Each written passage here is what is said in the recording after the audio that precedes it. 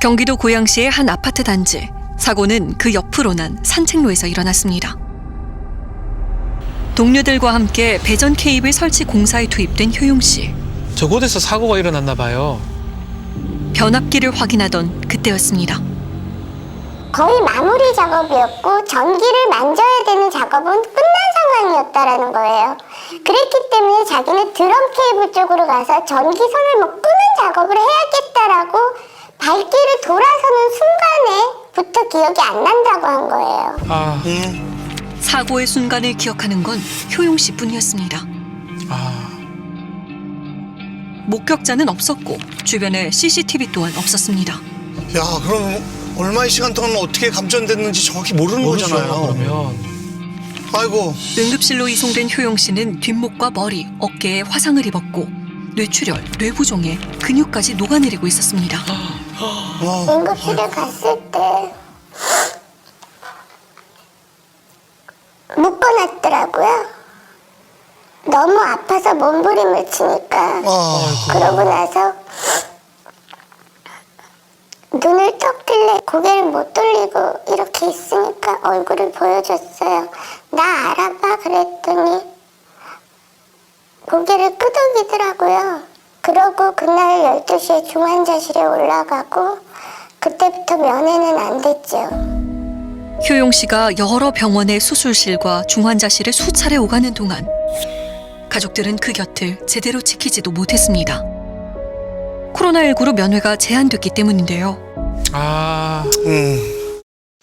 여보세요. 수술 아직 준비 안 해? 준비 다 했어. 들어가기만 하면 돼요. 수술 잘하고 생일 축하하고 이따가 봐. 9월 14일, 그날은 효용 씨의 수술날이자 부부의 생일이기도 했습니다. 그런데 수술 이후 상태가 급격히 나빠졌습니다. 중환자실로 들어갔고 그리고 의식이 안 돌아올 거라고 그 다음날 의사 면담에서 얘기를 들었고 준비하셔야 될 것 같다. 저는 할 수 있는 거 다 한다 했거든요. 의사 선생님이 소용이 없다고 했어요. 사람들한테 할 수 있는 모든 살리는 방법은 다 해달라고 했어요. 결국 못 살았고 저녁 10시 반쯤 보냈죠. 딸들이 보낸 축하 영상도 보지 못한 채 그렇게 효용 씨는 가족들의 곁을 떠났습니다. 생일 축하합니다. 생일 축하합니다. 사랑하는 엄마 아빠의 생일 축하합니다.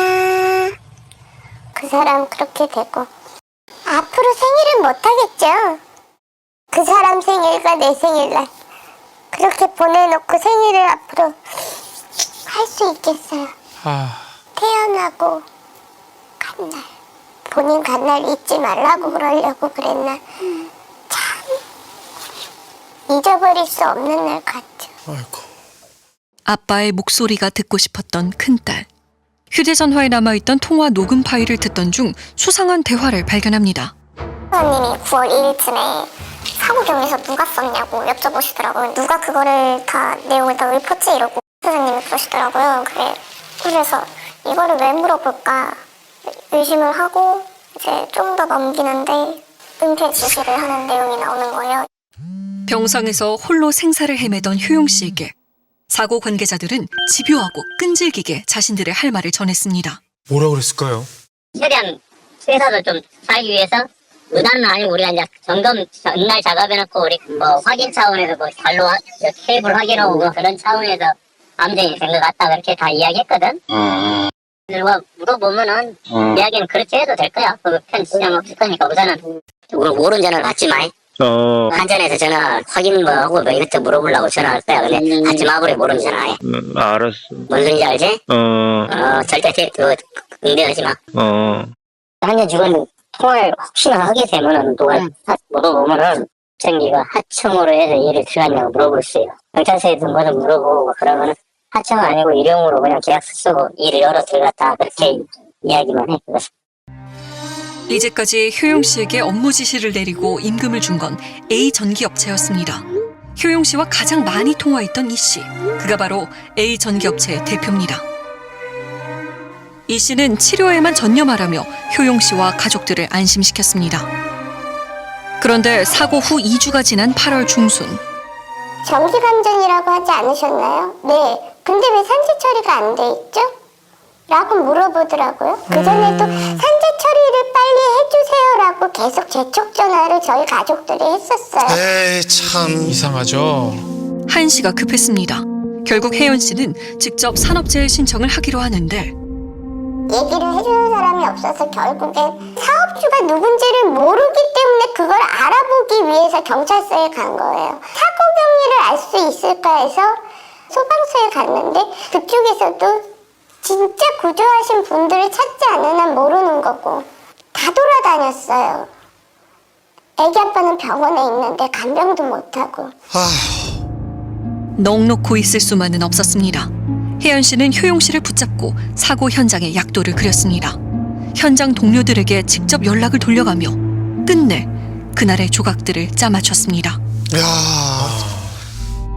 그렇게 완성된 사고 경위서로 산재 처리가 마무리될 쯤 더 이상 효용 씨는 가족들 곁에 없었습니다. 그 너무 돈이 뭐라고 사람이 죽어가고 있었는데 그 너무 돈이 뭐라고 그 옆에서 간병을 못 해줬던 게 너무 한이 돼서 못 살 것 같아. 죽는 날까지 못 해줄 것 같아. 또 그때 해야 될 일을 하신 거잖아요. 해야 되죠. 내가 죽인 것 같아서. 아니에요. 아유, 말도 안 돼. 그런 거 아닙니다. 네. 그들이 끝까지 감추려 했던 건 무엇이었을까요? 현장에서 효용 씨를 비롯한 노동자들을 관리한 A 전기업체.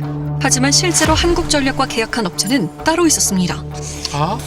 그럼 B 업체가 A 업체에 재하청을 준 것 같은데요? 현행법상 전기공사업체의 재하청은 명백한 불법 행위입니다. 이제야 좀 실마리가 풀리네요. 아, 그래서 하청이 아니라 비업체의 일용직이었다고 얘기하라고 한 거군요. 한년 죽은 경찰서에 돈 벌어 물어보고 그러면은 하청 아니고 일용으로 그냥 계약서 쓰고 들어갔다 그렇게 이야기만 해. 그래서 회사도 좀 살기 위해서 무단은 아니고 우리가 이제 점검 전날 작업해놓고 우리가 그날 뭐 확인 차원에서 무단 작업 얘기는 그럼 뭐죠? 8월 6일 토요일, 그날의 작업은 한전에 보고되지 않은 무단 작업이었습니다. 대단히 안타깝고 아주 유감스러운 그런 사고입니다. 특히 지난 8월 발생한 사건의 경우에는 고 김다운 씨 사례와 매우 유사하는데요. 한전에서 보고하기로는 3일간 공사가 진행될 예정이었는데 이틀 만에 공사가 끝났고 남은 마지막 날 공사업체가 현장 정리를 하러 나갔다가 사고가 발생했다고 합니다. 그런데 감리업체는 현장에 없었다고 하는데 알고 계셨어요? 예, 공사에 대한 사전 아마 신고가 없었던 걸로 알고 있습니다. 평소 근무 일지를 꼼꼼히 적던 효용 씨조차 그날은 비워뒀습니다. 진짜 6일에는 정말 일정이 없네요. 토요일은 쉴 것 같은데라고 목요일은 그렇게 얘기를 했고 그래서 금요일날 저녁에 또 물어봤죠. 내일은 일해 그래서 그랬더니 내일 반나절만 하면 될 것 같은데 일 나간대 라고 말을 하더라고요. 일정에는 없었던 일은 맞았어요. 그러고 나갔죠. 작업 현장에서 처음부터 이상 신호를 감지했던 효용 씨.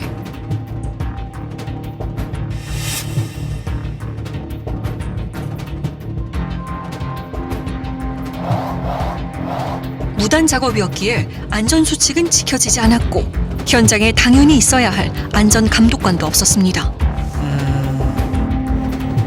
전력 공급이 차단됐는지조차 확인되지 않았는데요. 당일 작업을 몰랐다 하더라도 한전 측에서 공사 사항을 수시로 확인해야 되는 거 아닙니까? 그들의 목적은 명확했습니다.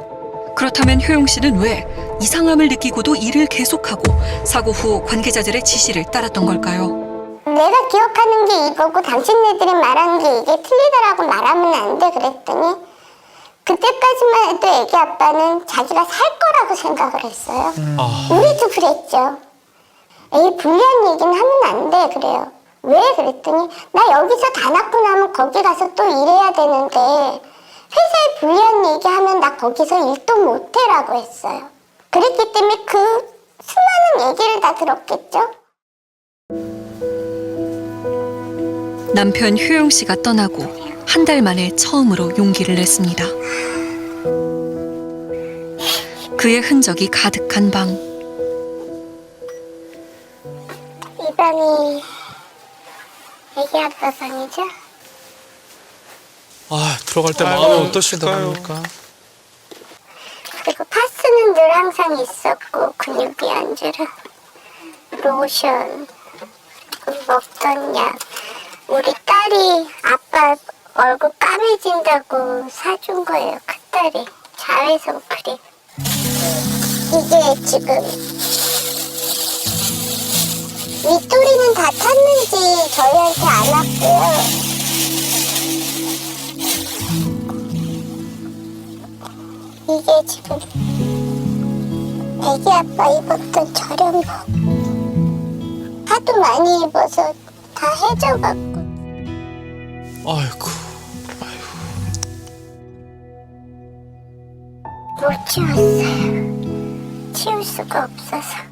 애기 아빠 거는 하나도 못 버리겠어요. 앞으로도 어느 것 하나 손대지 못할 것 같습니다.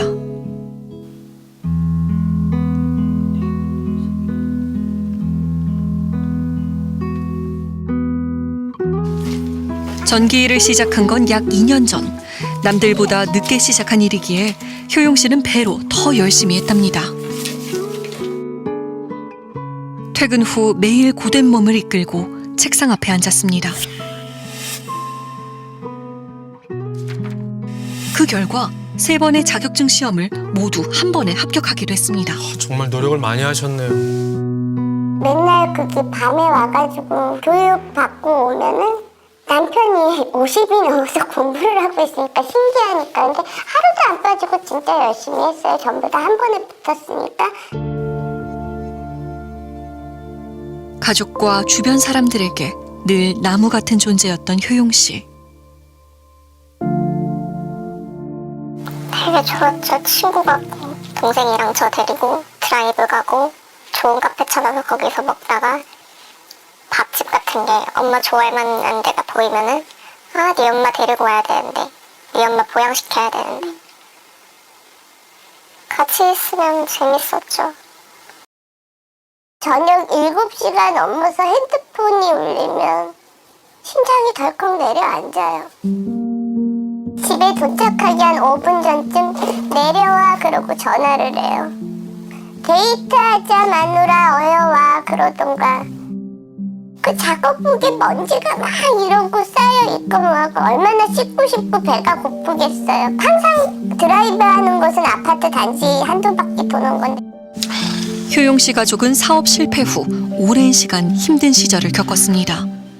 전기 쪽에 가서 일을 하면서 그나마 몸은 힘든데 그래도 모든 게 이제 뭐 파산했던 것도 해결을 하고 그러니까 이제는 조금은 나서 마음도 편하고 뭐 그렇게 얘기를 하더라고요. 그래서 아 그래도 다행이다. 자기 혼자 또 이렇게 일어서고 이렇게 하는 거 보니까. 이제야 그늘에서 벗어나 반짝이나 싶었던 그 찰나에 불빛은 꺼져버렸습니다. 업체 관계자들을 직접 만나야겠습니다. 노동자를 관리했던 A업체와 시공업체였던 B업체를 찾아갔지만 두 곳 모두 책임자를 만날 수 없었습니다. 한국전력의 하청업체 노동자 38살 김다운 씨가 22,000V 특고압 전류에 감전된 뒤 한동안 전봇대에 매달려 있다 치료 끝에 숨졌습니다. 즉시 가능한 것은 바로 할 것입니다. 바로 할 것이고 준비가 필요한 사항들은 준비가 끝나는 대로 바로 시행할 것입니다. 한국전력의 협력업체 노동자가 휴일날 혼자 작업을 하다가 변압기에서 감전이 돼서 숨진 사실이 드러났습니다. 저희가 금년 1월부터 적용해오고 있는 소위 몇 가지 안전에 대한 특단의 대책들이 아까 모두에 말씀드렸던 대로 다소간에 좀 효과를 발휘하는 것 같습니다. 그래서 고 김다운 씨 사망 사고 이후 특별 대책까지 내놓았던 한국전력. 한전의 입장을 듣기 위해 직접 찾아갔지만 답변은 서면으로 들을 수 있었습니다. 안전수칙에 대한 질문에는 경찰과 고용노동부가 조사 중이므로 언급이 적절치 않다는 답변이었습니다. 무단 작업과 불법 재하도급 정황에 대해 묻는 질문에는 답변하지 않았습니다. 제작진은 고 김효용 씨 사망 사고에 대한 한전 측의 명확한 입장을 듣지 못했습니다. 전문가의 생각은 어떤지 물었습니다. 대법원 판결에 비춰봤을 때 이 한전이 이거는 책임을 지고 공사를 할 수밖에 없는 것이기 때문에 실질적으로 관리를 하지 않았다라고 변명하는 거는 그 면책이 될 수가 없고 한전이 어떻게든 책임을 질 수밖에 없는 사건입니다. 한전 차원에서 이런 불법적인 하도급이라든지 허가받지 않은 작업에 관해서 눈을 감고 있는 것은 아닌지 결국엔 그런 것들을 한전이 의지를 가지고 잡아내야죠.